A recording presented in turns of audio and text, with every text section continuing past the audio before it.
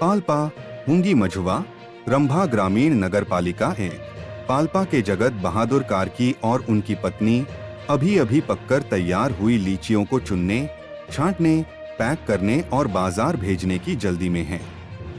उन्हें चिंता है कि अगर उन्होंने देरी की तो उन पर कीड़े लग जाएंगे, वे गिर जाएंगी और बिक्री में दिक्कतें आएंगी।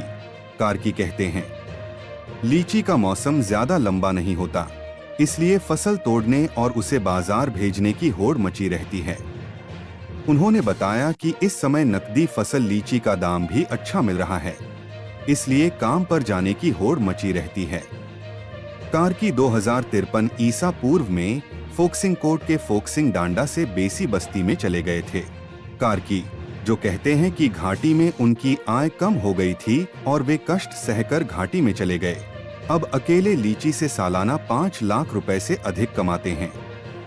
उन्होंने कहा कि उनकी पत्नी राम प्यारी की मदद और समर्थन से वे लीची लगाने में सक्षम हुए। वर्तमान में कार्की के बगीचे में 75 लीची के पेड़ फल दे रहे हैं। वह इस साल और लीची लगाने की योजना बना रहे हैं। कार्की, जिन्हें पता चला कि ग्रामीण नगर पालिका सब्सिडी के तहत पौधे उपलब्ध कराएगी, ने कहा कि वे कुछ और पौधे लगाने की तैयारी कर रहे हैं। उन्होंने बताया कि एक पौधे से उन्हें कम से कम 5,000 से 10,000 की कमाई हो जाती है। उन्होंने बताया कि धूप, बारिश, सर्दी या बर्फ की परवाह किए बिना वे लीची की खेती में लगे रहते हैं। कार्की दंपत्ति ही नहीं, बल्कि रंभा ग्रामीण नगरपालिका एक और हुंगी के विभिन्न गांवों ने नकदी फसल के रूप में लीची लगाने का अभियान शुरू किया है। वार्ड अध्यक्ष ईश्वर काफले ने बताया कि असरडी, समगहा, मझुवा, पंटार, साठी समेत कई गांवों में लीची लगाने का अभियान शुरू हो गया है। उन्होंने कहा, ग्रामीण नगरपालिका और वार्ड के सहयोग से हुंगी की पहचान बदलने वाली है। अब हुंगी को लीची के ग्रामीणों से परिचित कराने की योजना है। काली गंडकी कॉरिडोर सड़क के उन्नयन के बाद लीची उत्पादकों की संख्या में नाटकीय रूप से वृद्धि हुई है।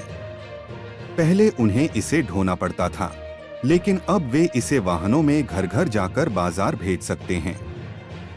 स्थानीय हरिप्रसाद भंडारी ने कहा कि चालू वित्तीय वर्ष से ग्रामीण नगरपालिका द्वारा लीची पॉकेट क्षेत्र बनाने का अभियान शुरू करने के बाद से किसानों का आकर्षण भी बढ़ा है।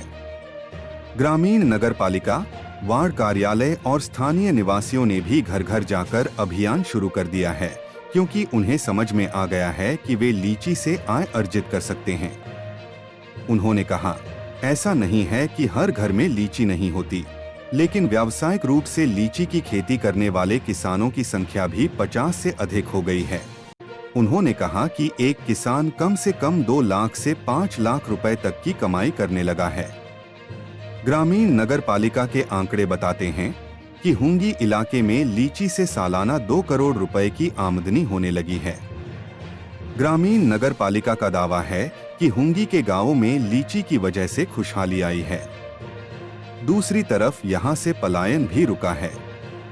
हाल के वर्षों में यहां के ज्यादातर युवा विदेश जाना नहीं चाहते हैं। युवा किसान सुमन पचई ने बताया कि यहां के सभी घरों में लीची लगाने की मुहिम शुरू हो गई है। उनके मुताबिक लीची लगाने की मुहिम के साथ साथ इसके लिए अतिरिक्त प्रबंधन भी जरूरी है। उन्होंने कहा, युवाओं को लीची की खेती की ओर आकर्षित किया जाना चाहिए।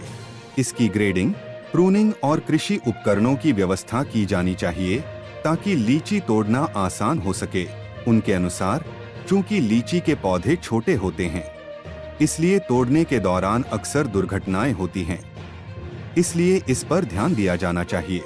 एक अन्य युवक विष्णु पचई ने बताया कि कम लागत और कम मेहनत में अच्छी आय होने के बाद यहाँ के लगभग सभी किसान लीची की ओर आकर्षित हो रहे हैं। उनके अनुसार लीची के लिए व्यावसायिक पॉकेट क्षेत्र बनाने के साथ साथ ग्रामीण नगर पालिका को प्रति किलो उत्पादन के आधार पर सब्सिडी देनी चाहिए। उन्होंने कहा, अगर उत्पादन के आधार पर सब्सिडी दी जाती है तो अधिक किसान उत्साहित होंगे।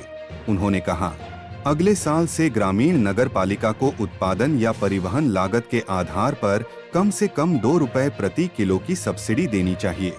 अगर ऐसा होता है तो इससे किसानों को अधिक उत्पादन करने और अधिक बाजार में बेचने में मदद मिलेगी। काली गंडकी नदी के किनारे बसे हुंगी में लीची की खूब पैदावार होती है। मक्का, बाजरा और गेहूं वाले खेतों में लीची की खेती होती है, जिससे सालाना लाखों रुपए की कमाई होती है। युवा किसान पचई ने बताया कि लीची से वे अपने बच्चों की पढ़ाई, घर का खर्च और घर तक खरीद पाए हैं। अगर उन्हें तकनीकी सहायता, खाद, बीज सब्सिडी और पौध मिले तो आसपास के और किसान भी लीची की व्यावसायिक खेती करने की बात कहते हैं। हालांकि स्थानीय स्तर पर लीची के व्यावसायिक पॉकेट क्षेत्र के लिए समर्थन की बात आगे बढ़ी है, लेकिन अभी सब्सिडी शुरू नहीं हुई है। चेयरमैन विष्णु प्रसाद भंडारी ने बताया कि ग्रामीण नगर पालिका ने लीची पॉकेट कार्यक्रम को आगे बढ़ाने के लिए चालू वित्त वर्ष में 20 लाख रुपए खर्च किए हैं। काली गंडकी कॉरिडोर सड़क को अपग्रेड किए बिना इसे गाड़ी पर लाद कर पास के गैलियांग स्यांगजा तक ले जाने की बाध्यता खत्म कर दी गई है। उन्होंने बताया कि हाल ही में व्यावसायिक लीची उत्पादन शुरू होने के बाद बुटवल, डांग, सल्यान, पोखरा और स्यांगजा से व्यापारी गांव में आने लगे हैं। कृषि ज्ञान केंद्र पाल्पा के अनुसार जिले में 570 हेक्टेयर क्षेत्र में प्रतिवर्ष कम से कम 980 मीट्रिक टन लीची का उत्पादन होगा।